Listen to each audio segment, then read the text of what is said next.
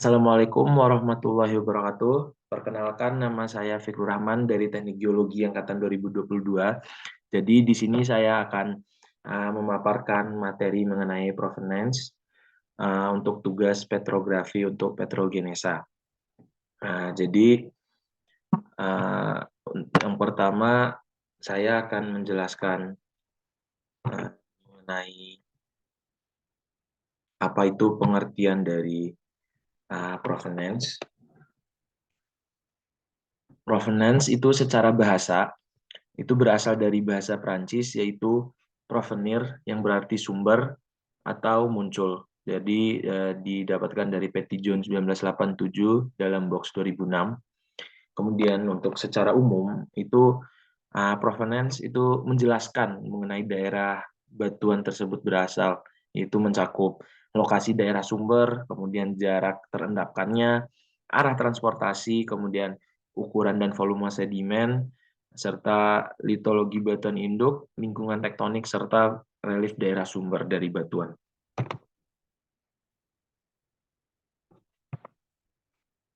Kemudian, apa saja sih aspek yang perlu diperhatikan dalam analisis provenance? Jadi, aspek yang perlu diperhatikan dalam analisis provenance menurut box 2006 itu terdapat tiga, ada litologi batuan asal, kemudian ada lingkungan tektonik daerah sumber, serta ada iklim, relief, slope daerah sumber. Jadi mungkin untuk iklim, relief, slope dan daerah sumber ini dia salah satunya adalah mengontrol durability. Kemudian bisa kita lihat pada diagram yang A. Nah, diagram ini pada bagian atas itu contohnya seperti plutonic source humid climate itu memiliki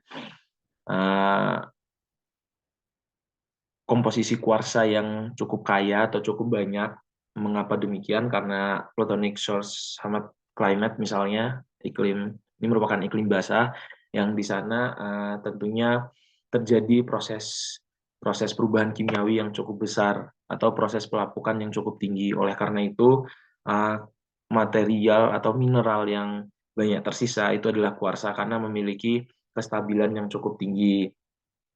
Kemudian untuk pada bagian bawah itu ada plutonic serta metamorphic arid climate itu source climate, arid climate itu banyak kandungan feldspar dan litik karena di bawah itu merupakan daerah atau tempat yang memiliki iklim yang kering.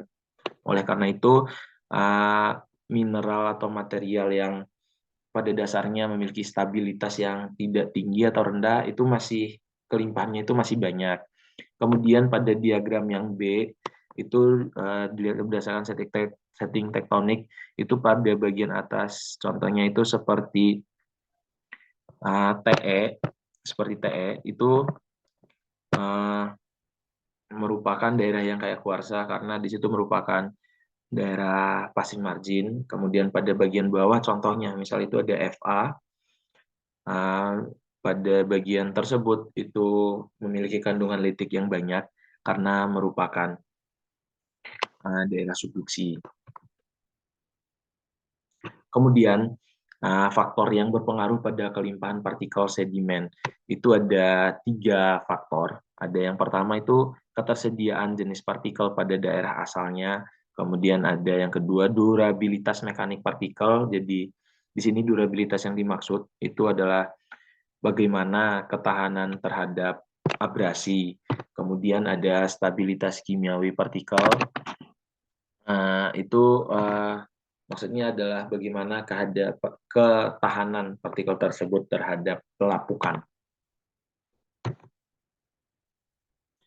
Kemudian untuk material penyusun sedimen plastik itu ada tersusun dari mineral dan litik. Jadi untuk mineralnya ini bisa contohnya adalah kuarsa, chert, muscovite, orthoklas, plagioklas, hornblende, olivin dan lain-lain. Kemudian litik ini bisa merupakan litik atau pecahan dari batuan buku, batuan metamorf ataupun batuan sedimen. Untuk prinsip prinsip dasar dari analisis provenance itu berdasarkan kepada penyelidikan terhadap material penyusun sedimen klastik yang penyusun-penyusunnya seperti yang dijelaskan sebelumnya tadi. Kemudian terdapat klasifikasi batu pasir dari Petitjohn. Ini didasarkan dari kelimpahan matriks serta kelimpahan dari kuarsa, feldspar, serta litik. Jadi apabila memiliki kuarsa yang cukup banyak atau kaya kuarsa, jadi dia akan masuk ke dalam arenit atau wake.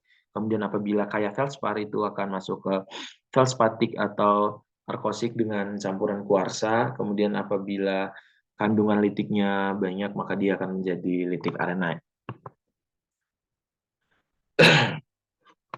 Kemudian kita bisa melihat setting tektoniknya. Itu kondisi tektonik itu terbagi menjadi 3. Ada continental block, ada magmatic arc, serta ada recycle orogen. Jadi untuk continental block itu terbagi menjadi 2, ada craton interior serta uplifted basement. Jadi untuk craton interior ini memiliki kandungan kuarsa yang banyak, akan tetapi memiliki kandungan feldspar dan fragmen yang sedikit itu, misalnya contohnya pada daerah continental plate. Kemudian untuk uplifted basement itu memiliki kandungan litik yang kaya atau litik yang banyak, dan memiliki kandungan feldspar yang sedikit dan kuarsa yang sedikit, contohnya pada daerah yang berupa tanpa orogen. Berupa. Kemudian ada magmatic arc. Jadi magmatic arc ini dibagi menjadi 2, ada undissected arc dan dissected arc. Yang undissected arc ini merupakan yang belum tererosi dengan kandungan litik vulkanik yang kaya, kemudian ada plagioklas yang kaya, kan tetapi memiliki kandungan kuarsa dan ortoklas yang sedikit. Kemudian untuk dissected arc itu sudah mengalami erosi, memiliki jumlah plagioklas dan ortoklas yang sama, serta memiliki kandungan litik yang sedikit. Selanjutnya ada recycle orogen. Recycle orogen ini terbagi menjadi menjadi 3, ada foreland uplift, kemudian ada collision orogen, serta ada subduction complex. Jadi untuk foreland uplift ini memiliki kandungan kuarsa yang kaya serta kandungan feldspar yang sedikit. Itu misalnya pada gambar ini itu bisa kaya kuarsa karena mengalami proses sedimentasi, lalu proses sedimentasi sehingga terjadi proses transportasi yang menyebabkan material yang stabil itu memiliki kelimpahan yang banyak. Kemudian ada collision orogen. Ini merupakan asosiasi reajang dengan kuarsa serta feldspar maupun dengan fragmen sedimen. Jadi ini karena dulu sebelumnya telah terjadi intrusi lalu terjadi proses kolisi. Selanjutnya ada subduction kompleks, jadi memiliki kandungan lijang yang kaya serta kuarsa yang kaya. Kemudian ada triangle diagram. Jadi ini digunakan untuk mengetahui secara detail pada setting tektonik mana batuan sedimen terbentuk. Jadi ada 4, ada diagram yang A, diagram yang B, serta diagram yang C. Jadi untuk diagram yang A ini, di dalamnya itu terdapat masing-masing batuan asal dari continental block, magmatic arc, serta recycle orogen. Jadi bisa digunakan diagram yang A ini untuk mengetahui ketiga setting tektoniknya yang mana. Kemudian untuk diagram yang B, jadi ini untuk mengetahui recycle yang bagaimana, kemudian untuk kita tahu itu di craton interior atau bukan. Jadi sebelumnya yang dipakai pada diagram A itu ada kuarsa, jadi di sini hanya menggunakan kuarsa monokristalin. Rijang atau kuarsa polikristalin itu akan dimasukkan ke dalam litik. Kemudian untuk yang bagian C itu ada Kolish yang bagian C. Ini untuk multi collision fokusnya pada collision orogen.